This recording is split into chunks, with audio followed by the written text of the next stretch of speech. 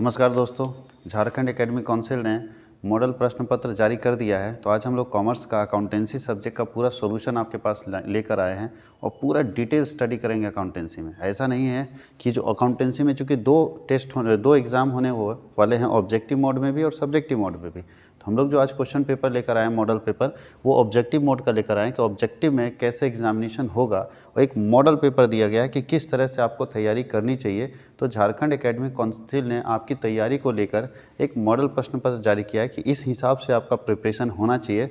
हर chapter को झांकने की ज़रूरत है, हर चैप्टर को देखने की ज़रूरत है, हर चैप्टर को पढ़ने की ज़रूरत है। ये मॉडल पेपर ये बता रहा है।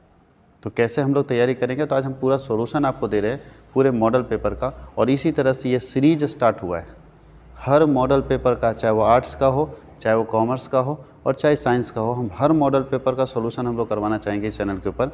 लगातार प्रतिदिन एक मॉडल पेपर का सॉल्यूशन आपके पास जाएगा। तो अगर आप चैनल में नए हैं तो सब्सक्राइब कर लीजिए, बेल बटन को ऑन कर लीजिए, ताकि आप तक ये जैसे ही सॉल्यूशन हो सबसे पहले पहुंचे और आप इसका ज़्यादा फ़ायदा उठाएं। क्योंकि बहुत सारे बच्चों को इसी का इंतजार रहता है कि एक बार झारखंड एकेडमिक काउंसिल अगर मॉडल पेपर जारी कर दिया तो उसी मॉडल पेपर के आधार पर हम अपनी तैयारी करेंगे। और कुछ बच्चे तो इसी को सब कुछ मान लेते हैं कि इससे ही क्वेश्चन आएगा।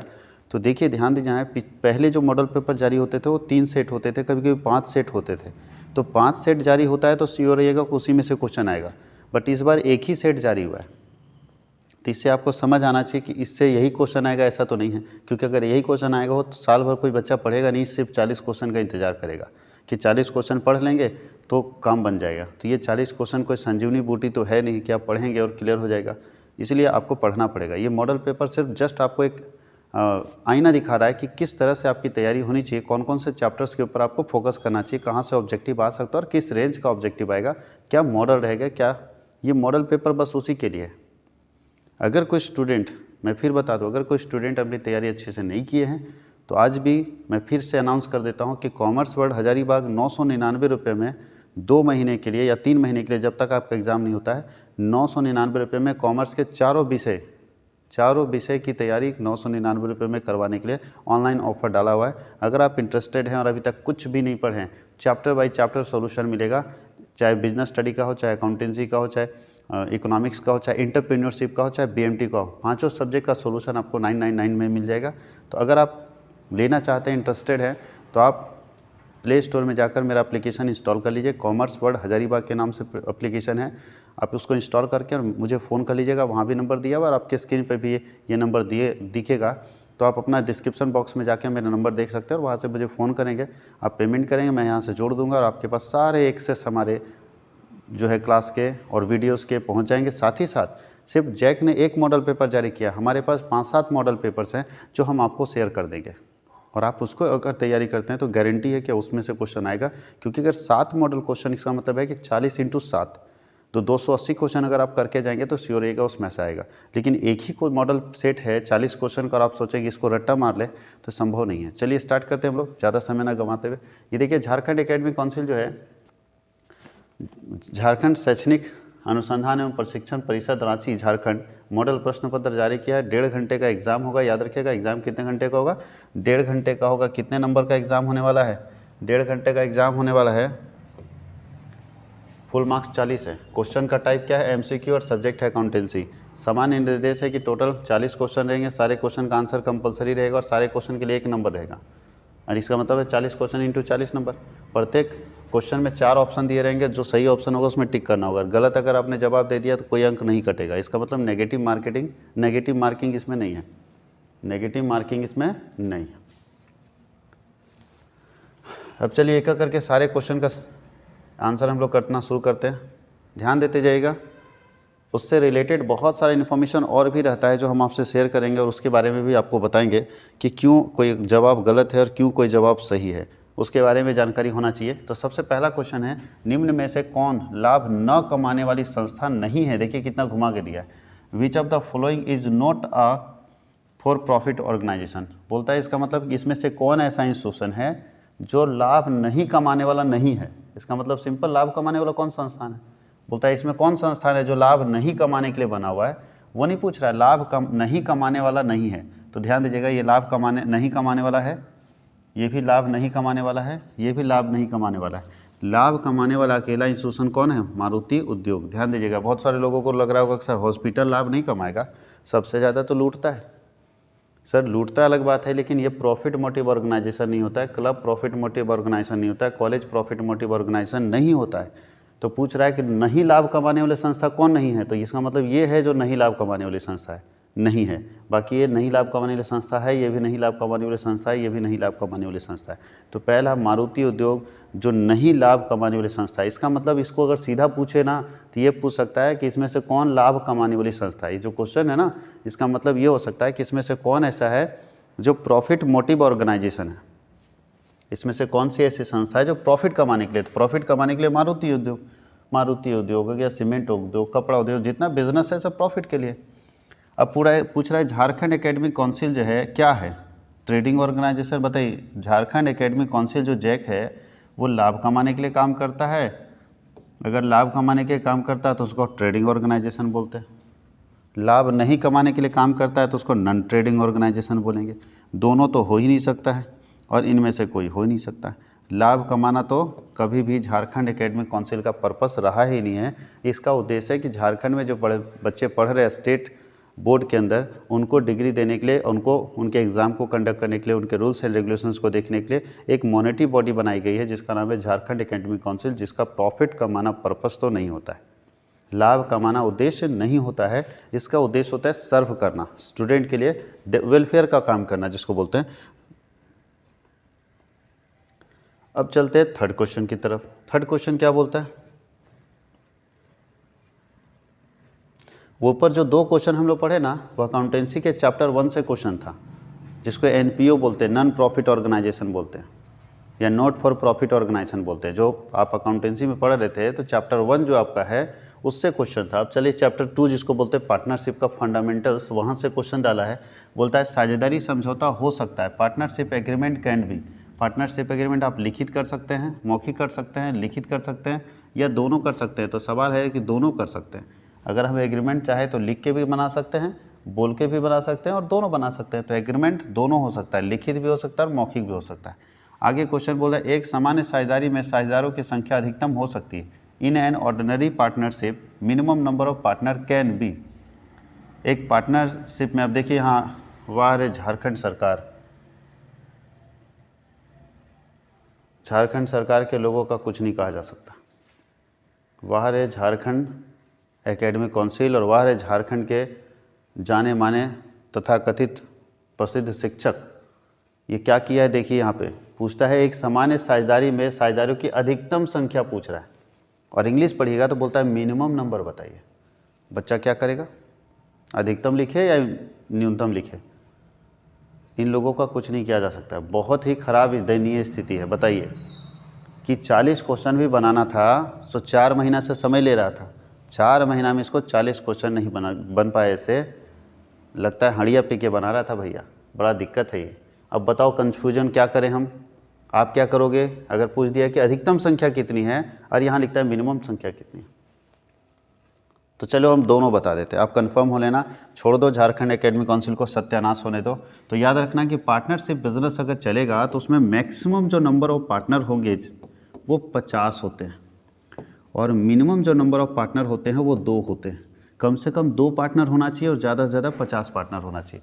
कम से कम 2 पार्टनर होना चाहिए और ज़्यादा से ज़्यादा कितना पार्टनर होना चाहिए? 50 पार्टनर होना चाहिए एक पार्टनरशिप बिजनेस में। एक ऑर्डिनरी पार्टनरशिप बिजनेस में मैक्सिमम अगर दिया रहेगा तो 50, मिनिमम का तो ऑप्शन भी नहीं दिया है, मिनिमम का तो ऑप्शन भी नहीं दिया। लगता है टीचर को मिनिमम मैक्सिमम का हिंदी इंग्लिश समझ नहीं आ रहा था। बड़ा दिक्कत है, ये झारखंड है भैया, कुछ भी हो सकता है।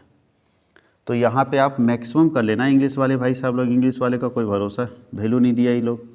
हिंदी हिंदुस्तानी वाले लोग सब है, सब हिंदी मीडियम वाले लोग इंटर किए, मैक्सिमम मिनिमम उनको बुझा नहीं रहा है। अब देखिए यहाँ पे 50 मैक्सिमम होगा और मिनिमम 2 होगा, तो मैक्सिमम का आंसर दिया तो हम लोग 50 मार सकते हैं। लेकिन याद रखिएगा क्वेश्चन मिस्टेक है भाई, और ये झारखंड एकेडमिक काउंसिल का दुर्दशा देखिए कि क्या कर सकते हैं। तो हम लोग चलिए दोनों पढ़ के जो पूछ दे, इसीलिए आपको बोलते हैं कि इसको रटना मत, इसके भरोसे रहोगे नैया डूब जाएगी, इसके भरोसे नैया डूबने वाली सर, क्योंकि ये उल्टा पलटा पढ़ा के रख देगा।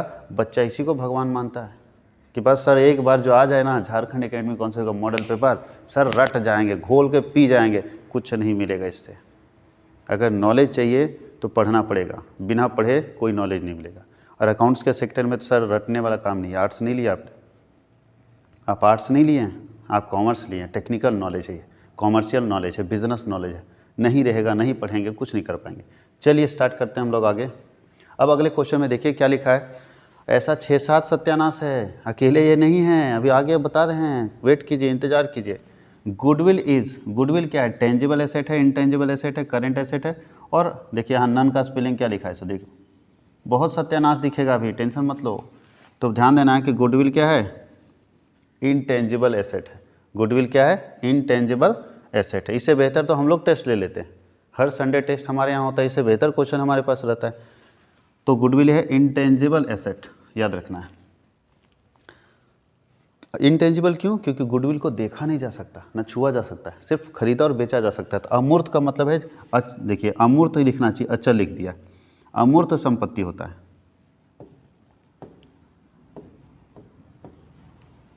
अब यह भी गलत है, अमूर्त होता अचल लिख दिया। अचल का मतलब होता है फिक्स एसेट।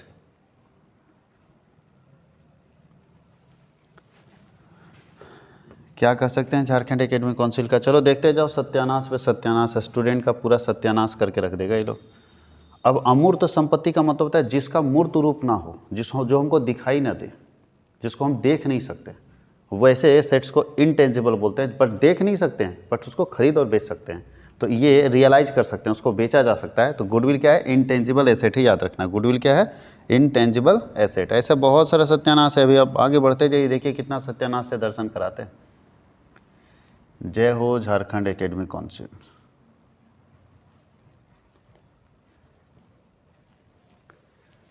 पिछले 3 वर्षों, देखो पिछले 3 साल का लाभ दिया हुआ है 6,000, 13,000, 8,000, और ख्याति का मूल्य निकालना है और एवरेज प्रॉफिट के 2 साल के आधार पर, यानी 2 ईयर्स परचेज है, उसके आधार पर आपको निकालना है गुडविल का वैल्यू। यहाँ देखिए इंग्लिश में लिखा हुआ है। क्या बताइए गुडविल का वैल्यू कैसे निकलेगा? तो गुडविल के लिए 3 मेथड्स होते थे, आपको याद है ना? गुडविल के लिए कितने मेथड्स होते हैं? 3 मेथड्स होते हैं। एवरेज प्रॉफिट से निकाल सकते हैं, सुपर प्रॉफिट से निकाल सकते हैं, कैपिटलाइजेशन से निकाल सकते हैं। बट आपके क्वेश्चन में स्पेशली लिख दिया है कि एवरेज प्रॉफिट से निकालना है। तो एपी के लिए गुडविल का फॉर्मूला सबसे पहले एपी निकालना पड़ता है, होता है total profit by number of years. तो टोटल प्रॉफिट कैसे निकालेंगे? तो कोई भी बच्चा बता सकता है 3 साल का प्रॉफिट दिया, टोटल निकालना है, तो 6,000, 3, 19,000, 19,8, 27,000 टोटल प्रॉफिट आता है। और नंबर ऑफ ईयर कितना हो गया? 1, 2, 3 से भागा दे देना है, तो आ गया 9,000। ये एवरेज प्रॉफिट निकला। और हम लोग को निकालना है गुडविल, और गुडविल बराबर क्या होता है? गुडविल बराबर होता है average profit 9,000 into number of year purchase. Number of year purchase 2 है, तो 9 दूनी 18,000। देखिए 18,000 जहाँ आंसर होगा वही मेरा सही होगा, यही तो 18,000 दिख रहा है। क्लियर? तो इसका आंसर हो गया डी। 6 का आंसर क्या हो गया? डी हो गया। उसके नीचे है फर्म के लिए आहरण पर ब्याज है, for the firm interest on drawing is. बताइए फर्म के लिए इंटरेस्ट ऑन ड्राइंग क्या है? तो भाई इंटरेस्ट ऑन ड्राइंग बिजनेस में क्या करता है? ड्राइंग का मतलब होता है जब बिजनेस का मालिक बिजनेस से अपने यूज़ के लिए, अपने पर्सनल पर्पस के लिए पैसा निकालता है, तो इसे ड्राइंग कहते हैं। तो जब ध्यान दीजिएगा, मालिक बिजनेस में पैसा लगाता है तो कैपिटल बोलते हैं। तो मालिक क्या करता है? पैसा लगाता है तो उस पर इंटरेस्ट मांगता है, उसको बोलते हैं इंटरेस्ट ऑन कैपिटल। तो भैया हम बिजनेस हैं, अगर मान लो हमारा बिजनेस है, कोई व्यक्ति पैसा लगाता है तो ब्याज मांगता है, तो जब बिजनेस से पैसा निकालेगा तो बिजनेस उससे ब्याज मांगेगा। तो बिजनेस जब अपने पार्टनर से ब्याज वसूलता है तो बिजनेस के लिए प्रॉफिट होना चाहिए ना, वसूलता है तो इसका मतलब है कि ये क्या होगा? बिजनेस के लिए इनकम होगा। बिजनेस के लिए इंटरेस्ट ऑन ड्राइंग क्या होगा? इनकम होगा। अब यहाँ बोल रहा है कि एक्स और वाई 2 और 3 के अनुपात में लाभ बांटते हैं। भविष्य में उन्होंने समान अनुपात में लाभ बांटने का निर्णय किया। तो बोलता है कि कौन साझेदार किस अनुपात में त्याग करेगा?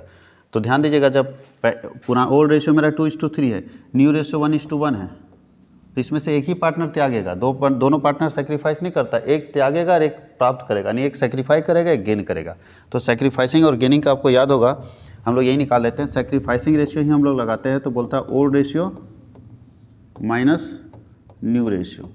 याद रखना, सेक्रीफाइसिंग का फॉर्मूला होता है old ratio minus new ratio, और गेनिंग पूछ देगा तो होगा new ratio minus old ratio. Gaining का होगा new ratio minus old ratio, sacrificing का होगा old ratio minus new ratio. तो कौन कौन पार्टनर है? तो पार्टनर एक्स है और पार्टनर वाई है। अब चलते एक्स का, देखिए ओल्ड रेशियो 2। कैसे लिखेंगे रेशियो को? 2:3 है, तो ध्यान दीजिएगा दोनों को जोड़ देना होता है। 2 और 3 कितना हुआ? 5, और 5 में इसको 2 हिस्सा मिल रहा है, कैसे लिखेंगे? 5 में 2 मिलेगा तो 2/5, यानी 5 में 2, और इसको मिलेगा 5 में 3, तो करेंगे 3/5। माइनस का साइन है, माइनस का साइन। न्यू रेशियो कितना है 1 1, यानी 1 1 2, दो हिस्सा में से इसको एक हिस्सा मिल रहा है तो 1/2, और इसका भी लिखेंगे 1/2। एलसीएम निकाल दीजिए, देखिए कौन गेन कर रहा है कौन सेक्रीफाइस कर रहा है। इसका 5 दूनी 10 हो जाएगा, 4 - 1 3/10। ये तो मेरे ख्याल से सबको एलसीएम आना चाहिए। ये दोनों का एलसीएम नहीं निकल रहा है तो गुना कर दिए, 5 दूनी 10, 2 दूनी 4 के, 5 के 5, सॉरी यहाँ 5 होना चाहिए ना।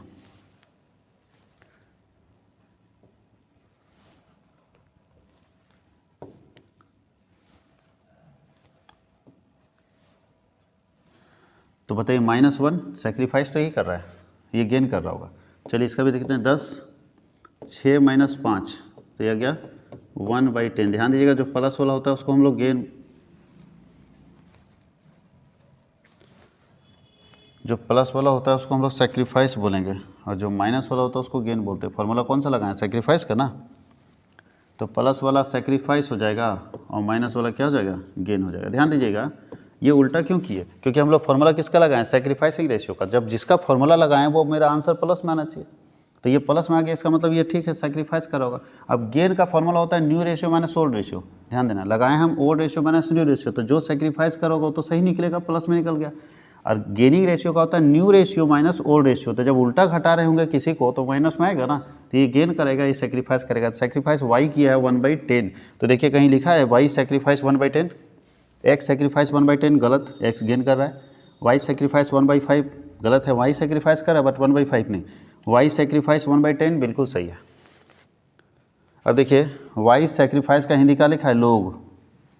अब बताओ, इधर त्याग त्याग ठीक लिखा है, यहाँ लोग लिख दिया है। वाई लोग 1/10। अब क्या बच्चा जानेगा, इंग्लिश पढ़ लो बाबू, इंग्लिश हिंदी दोनों में कमांड रखना जरूरी है, नहीं तो डुबा देगा ये लोग। चलिए आगे चलते हैं।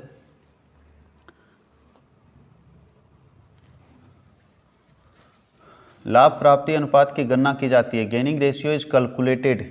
बताइए गेनिंग रेशियो कब कैलकुलेट करेंगे, तो ध्यान दीजिएगा जब सेक्रीफाइसिंग रेशियो कब निकालते हैं, जब पुराने पार्टनर्स का, जो पुराने ही पार्टनर, कोई नया पार्टनर आ नहीं रहा है कोई जा नहीं रहा है, पुराने ही पार्टनर के बीच में प्रॉफिट शेयरिंग रेशियो चेंज होता है। लाभ विभाजन अनुपात अगर पुराने साझेदारों के बीच में परिवर्तित हो जाता है तो ऐसे केस में निकालते हैं सेक्रीफाइसिंग रेशियो। और एडमिशन ऑफ पार्टनर में भी सेक्रीफाइसिंग, यानी सेक्रीफाइसिंग दो परिस्थिति में निकलेगा, change in profit sharing ratio between existing partner, वर्तमान साझेदारों के बीच लाभ हानि विभाजन अनुपात में परिवर्तन के समय, और एडमिशन ऑफ पार्टनर के समय।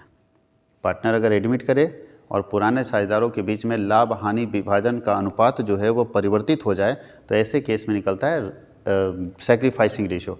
और रिटायरमेंट और डेथ में निकलता है गेनिंग रेशियो। तो देखो यहाँ लिखा होगा रिटायरमेंट एंड डेथ, पढ़िए। At the time of admission बिल्कुल नहीं है, at the time of retirement बिल्कुल सही है। रिटायरमेंट के समय, डिसोल्यूशन के समय तो कोई रेशियो नहीं, बिजनेस ही बंद हो रहा है तो कहाँ से रेशियो निकलेगा। तो इसमें सही ऑप्शन होना चाहिए किसी साझेदार के अवकाश ग्रहण करते समय, डिसॉल्व होते समय, क्योंकि एडमिशन के समय निकलता है सेक्रीफाइसिंग रेशियो, इसमें कोई रेशियो निकलता ही नहीं है, और इनमें से कोई नहीं है, होगा ही नहीं, इसमें कोई रेशियो नहीं निकलेगा। बिजनेस बंद, डिसॉल्व का मतलब क्या होता है, बंद हो जाना। तो भैया जब धंधे बंद हो रहा है तो रेशियो निकाल के किसको बांटेंगे, अगले साल तो बिजनेस ही नहीं रहेगा, तो प्रॉफिट किसको बांटेंगे। तो इसमें कोई रेशियो नहीं निकलता, एडमिशन में निकलता है सेक्रीफाइसिंग रेशियो, और रिटायरमेंट में निकलता है गेनिंग रेशियो, इसलिए सही आंसर रिटायरमेंट होगा। अब बोलता क्या है, ए और बी साझेदार हैं जो 5-4 के अनुपात में लाभ को बांटते हैं, वे सी को 1/5 हिस्से के लिए पार्टनर बनाते हैं। ए और बी का सैक्रिफाइसिंग रेशियो बताइए। A and B are partners sharing profit in the ratio 5:4। They admit C for 1/5 share of profit. What will be the sacrificing ratio of A and B. ध्यान दीजिएगा, इसमें एक concept है, अगर दिमाग लगाएंगे बिना मेहनत का निकल जाएगा। कॉन्सेप्ट ये कहता है कि जो नया पार्टनर आया है वो कौन आया, सी। सी को कितना चाहिए, 1/5। अब बताइए सी को ए कितना देगा, कंफर्म है, बी कितना देगा, कंफर्म है, जबकि कंफर्म होना चाहिए कि सी को ए देगा इतना, बी देगा इतना, ऐसा कुछ नहीं लिखा है। तो कुछ नहीं लिखा, सी बेवकूफ़ तो है नहीं, ये क्या लेगा, कुछ नहीं लिखा है, जिसका मतलब 5 हिस्सा इसे लेगा और 4 हिस्सा इसे लेगा, अपने हिस्से का। ये अपने 1/5 का 1/5 जो इसको लेना है उसका 5 हिस्सा इससे लेगा और 4 हिस्सा इससे लेगा, मिल जाएगा। तो बोला कि जितना, ध्यान दीजिएगा, नया पार्टनर जितना हिस्सा ये लोग से लेता है वही तो सैक्रिफाइसिंग रेशियो का। तो इसका मतलब नया पार्टनर 1/5 कितना हिस्सा लेता है, 5 और 4 के अनुपात में लेता है, तो इसका सैक्रिफाइसिंग रेशियो भी कितना होगा, 5 और 4। जिस अनुपात में नया पार्टनर पुराने पार्टनर से अपना हिस्सा लेता है वही अनुपात त्याग अनुपात कहलाता है, सैक्रिफाइसिंग रेशियो कहलाता है। अगर आप इसको कैलकुलेट करके भी देखेंगे ना तो यही आएगा। इसलिए डायरेक्ट याद रखिएगा कि एक नया पार्टनर पुराने पार्टनर से जिस अनुपात में अपना हिस्सा लेता है वही अनुपात सैक्रिफाइसिंग रेशियो कहलाता है। और यहाँ हम लोगों को सैक्रिफाइसिंग रेशियो निकालने का ज़रूरत नहीं है, क्योंकि पुराने अनुपात को ही सैक्रिफाइसिंग रेशियो बोलेंगे।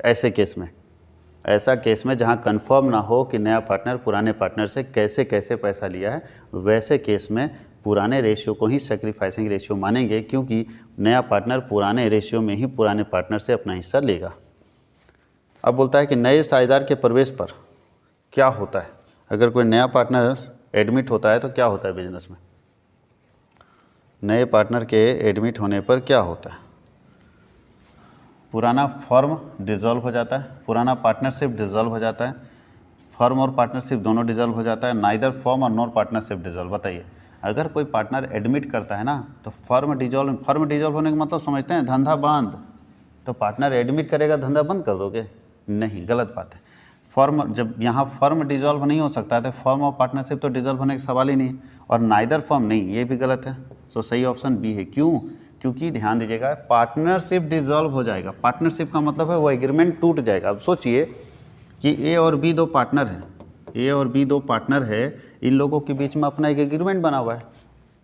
अब जब ये एग्रीमेंट बना, अब एक नया पार्टनर सी आता है बिजनेस में, तो अगर सी बिजनेस में इंटर करेगा तो बताइए जी, अलियो को मान लो 3:2 में प्रॉफिट बांटता है, तो नया सी आएगा तो सी बोलेगा मेरा नाम लिखो एग्रीमेंट में भैया, हमको भी हिस्सा दो, हमको भी सब सुविधा दो।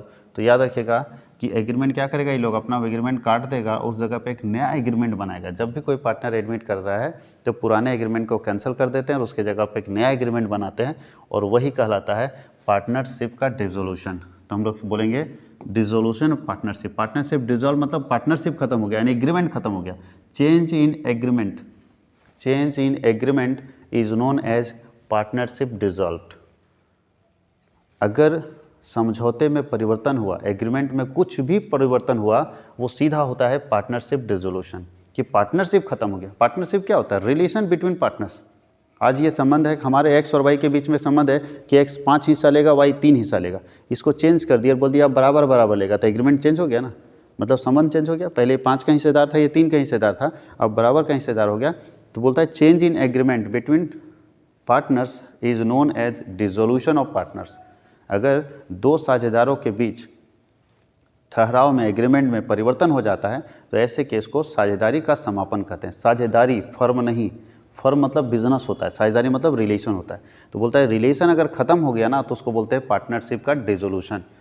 और अगर बिजनेस बंद हो गया ना तो सब बिकेगा, एसेट सब कुछ खत्म हो गया। इसलिए अगर फर्म डिसॉल्व हो गया मतलब सब कुछ खत्म। तो फर्म का डिसोल्यूशन नहीं होता है, फर्म का डिसोल्यूशन अलग चीज़ होगा। वहाँ हम लोग पूरे बिजनेस को ही बंद कर देंगे, वहाँ कोई पार्टनर अब रहेगा नहीं, बिजनेस का नाम और निशान खत्म होगा, सारा संपत्ति बेच देंगे, सारा लायबिलिटी का पेमेंट कर देंगे, जो पैसा बचेगा पार्टनर्स के बीच में बांट देंगे। वो काम होता है फर्म के डिसोल्यूशन में। लेकिन हम लोग हमेशा याद रखिएगा कि admission of partner, retirement of partner, death of partner, सब परिस्थिति में पार्टनरशिप सिर्फ डिसॉल्व होगा, यानी एग्रीमेंट पुराना फटेगा, नया एग्रीमेंट बनेगा। अब देखिए यहाँ लिखा है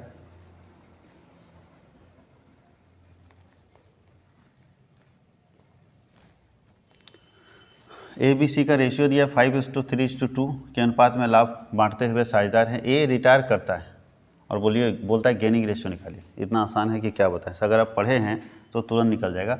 जो रिटायर करता है उसके हिस्से को काट देना होता है, जो रिटायर करता है उसके हिस्से को काट देना होता है, क्योंकि जो रिटायर किया उससे ये लोग कितना कितना लिया ये कहीं कंफर्म नहीं है। अगर कंफर्म रहता तो गेनिंग रेशियो निकालना पड़ता, बट कहीं भी कंफर्म नहीं है कि कितना कितना हिस्सा उससे ले रहा है, तो ऐसी स्थिति में गेनिंग रेशियो निकालने का जरूरत नहीं पड़ेगा और बिना गेनिंग रेशियो निकाले आप इसमें कैलकुलेशन कर सकते हैं, कोई गेनिंग का जरूरत नहीं।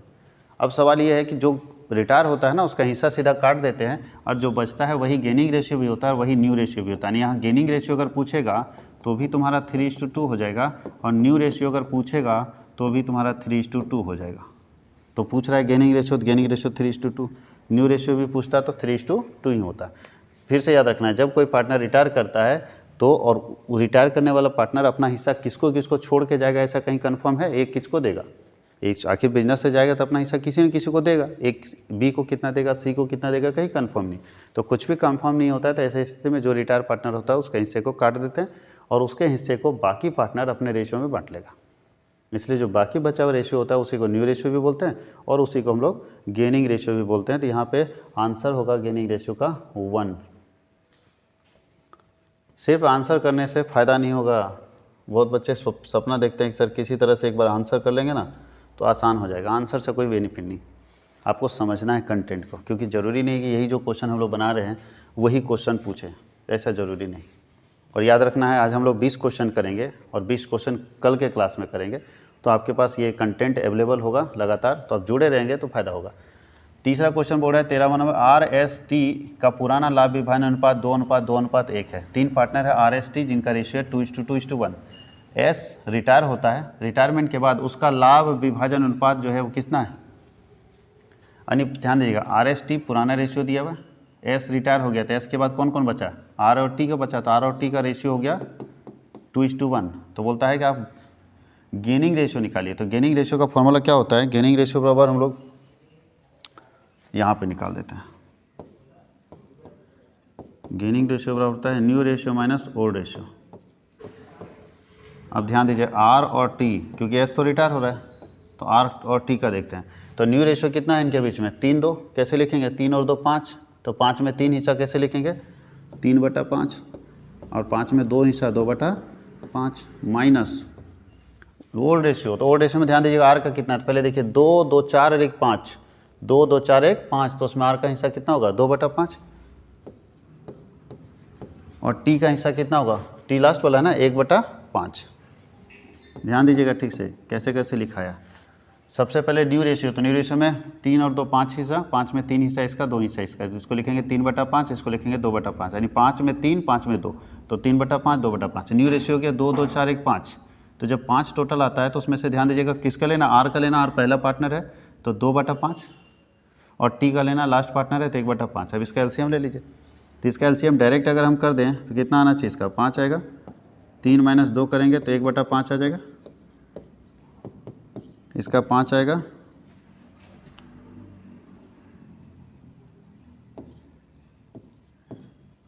और 2 - 1 करेंगे तो इसका आएगा 1/5। तो गेनिंग रेशियो का 1:1। देखिए 1:1 का कहीं कॉन्सेप्ट है, 1:1 जहाँ है वही आंसर होगा गेनिंग रेशियो का, 1:1। ठीक है, 3 2 2 1, कहीं कोई दिक्कत नहीं है। तो 1:1 इसका गेनिंग रेशियो का। आप बना के भी देखेंगे और बनाते रहेंगे इस तरह का क्वेश्चन।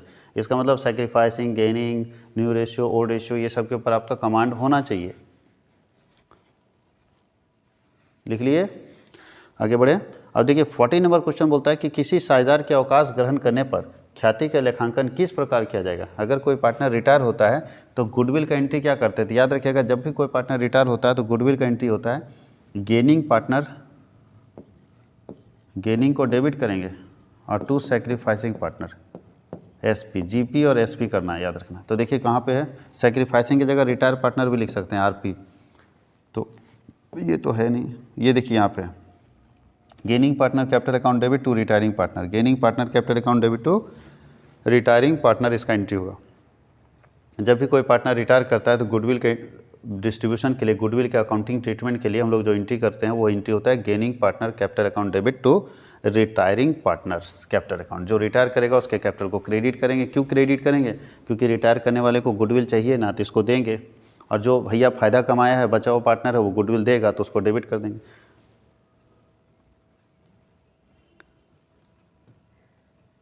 पंद्रह नंबर क्वेश्चन है कि लाभ प्राप्ति अनुपात की गणना किस प्रकार की जाती है। How is calculated gaining ratio calculated. Gaining ratio आप कैसे निकालते हैं बताइए। अभी हम पीछे बता चुके हैं, गेनिंग रेशियो बराबर क्या बताए थे, new ratio minus old ratio. नए में पुराने को घटा देंगे तो क्या निकल जाएगा, गेनिंग रेशियो। तो चलिए देखिए new ratio minus old ratio कौन सा है, जल्दी बताइए आप। New ratio minus sacrificing, new ratio minus old ratio, B option सही है, new ratio minus old ratio. आगे बोलता है साझेदार की मृत्यु पर अंतिम भुगतान किसको होता है। अगर कोई पार्टनर मर जाएगा तो फाइनल पेमेंट किसको करेंगे, उसके पूंजी खाते से होगा, निष्पादक खाते से होगा, चालू खाते से होगा या ऋण खाते से होगा। तो ये आपको मालूम होना चाहिए कि निष्पादक के खाते से उसका फाइनल पेमेंट होगा। किसके खाते से होगा, निष्पादक के खाते से उसका फाइनल पेमेंट होगा, क्योंकि उसका पैसा लेने के लिए उसका कोई न कोई उत्तराधिकारी आएगा। इसको बोलते हैं उत्तराधिकारी का खाता, रिप्रेजेंटेटिव का खाता। मरने के बाद किसी पार्टनर को जो पेमेंट मिलेगा वो कहाँ से मिलेगा, उसका एग्जीक्यूटर अकाउंट से मिलेगा, उत्तराधिकारी खाते से मिलेगा।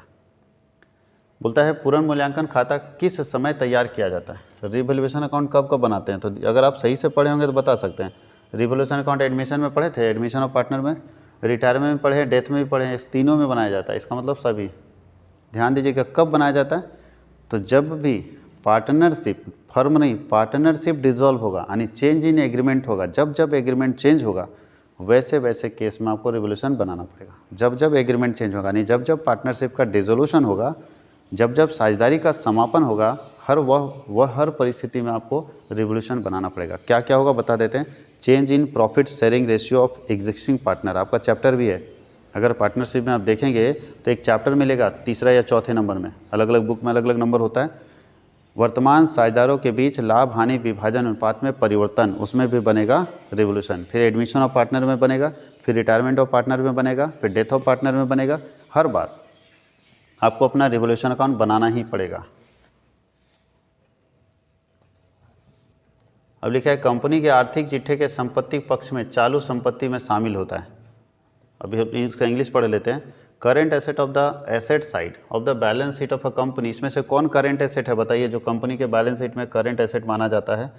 जल्दी से बताइए, अगर आप लोग सही से जानते हैं तो ये भी करेंट एसेट है, ये भी करेंट एसेट है और ये भी करेंट एसेट है, तो ऑल ऑफ दीज इसका सही होगा। ऑल ऑफ दीज इसका सही जवाब होगा।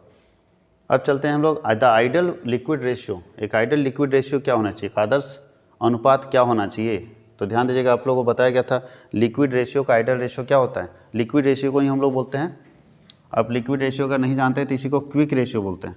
इसी को क्या बोला जाता है, क्विक रेशियो।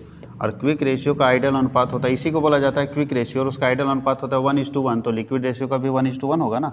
और थोड़ा ध्यान दीजिएगा करेंट रेशियो का आइडल रेशियो क्या होता है, तो करेंट रेशियो का आइडल रेशियो होता है 2:1। यानी करेंट रेशियो का 2:1 आया तो अच्छी बात है, और लिक्विड रेशियो अगर 1:1 आया तो अच्छी बात है। इसका सही जवाब ये होगा। ये हम लोग 20 क्वेश्चन कंप्लीट किए, और 20 क्वेश्चन अगले क्लास में यानी अगले सीरीज में हम लोग लेकर आएंगे, क्योंकि वीडियो बहुत लंबा चला जाएगा 40 क्वेश्चन में डिटेल करते हुए। इसलिए 20 क्वेश्चन अभी हम लोग कंप्लीट किए, और 20 क्वेश्चन का जस्ट पार्ट 2 यानी इसका सेकेंड पार्ट आएगा जल्द ही कल के क्लास में, यानी अगले दिन हम लोग जल्द ही इसका पार्ट 2 लेकर आएंगे। तो थोड़ा इंतजार कीजिए, तब तक 20 क्वेश्चन को आप बहुत अच्छे से डिटेल में पढ़िए ताकि आपकी जानकारी और बढ़ सके।